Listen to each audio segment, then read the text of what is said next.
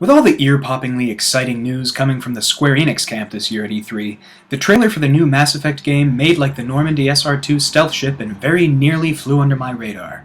And that's a shame, you see, because the Mass Effect series is one of my favorites for no less than two reasons.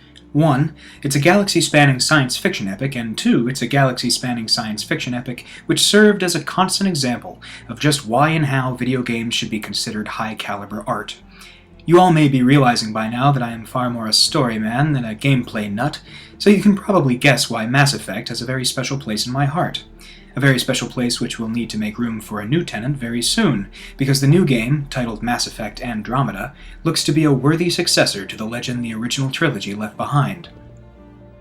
There's a lot to analyze in this trailer, so I'm going to go old-school insano critic here and take it piece by piece, discussing any questions as they arise. The trailer opens to the strains of Ghost Riders in the Sky by Johnny Cash. Since the powers that be would have my head if I played it in this video, we'll put on some soothing Mass Effect tunes instead. The song is vastly important to my overall theory about the story to this game though, so I highly suggest you listen to it when you have a chance. Actually, pause this video right now and go listen to it. Again, it's Ghost Riders in the Sky by Johnny Cash. I'll wait. You back? Okay, great, let's continue. As the man in black croons away, we see a vast western landscape quickly replaced by images of a crystalline cave, a noxious-looking swamp, a broken planetoid floating above a serene globe, a lovely-looking mountain scene, and finally, a hellish landscape with tornadoes made of flame. It is at this point that we understand these are video feeds, and a hand is flicking through them. On top of that, in each video we see a small reticle darting back and forth along each landscape, scanning for something. Each time it lands on huge, towering structures. Finally, the searcher goes back to the first image and sets a course for this strange planet.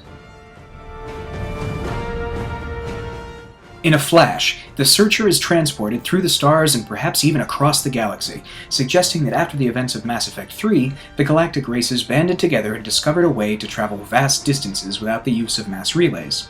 I say this because this trip was quite a bit faster than the mass relays, there was no blue lightning involved, and it would appear that our masked searcher just traveled from one galaxy to the next, which was something you could certainly not do in the other games. The searcher fiddles with an Omni tool and walks towards the viewer, revealing that he or she is part of the elite human force known as N7.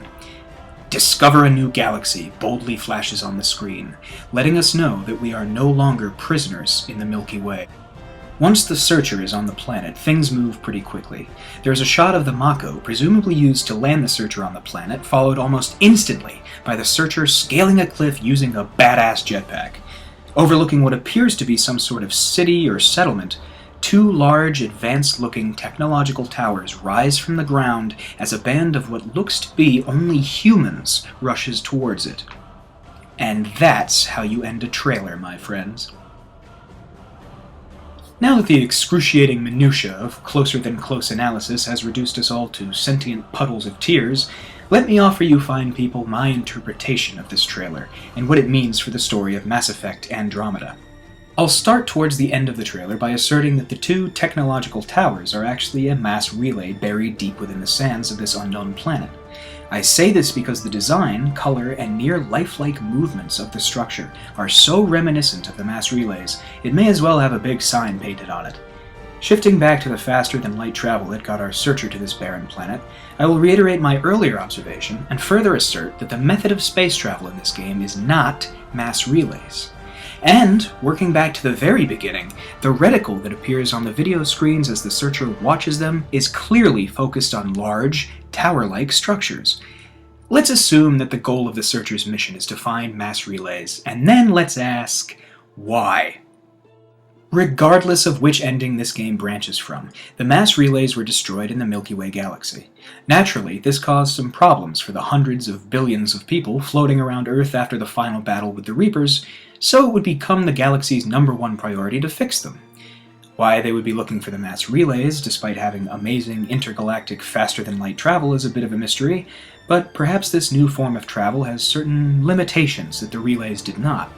And while that's one possibility, I wonder if there's not a more terrifying reason why it is imperative to find replacement relays.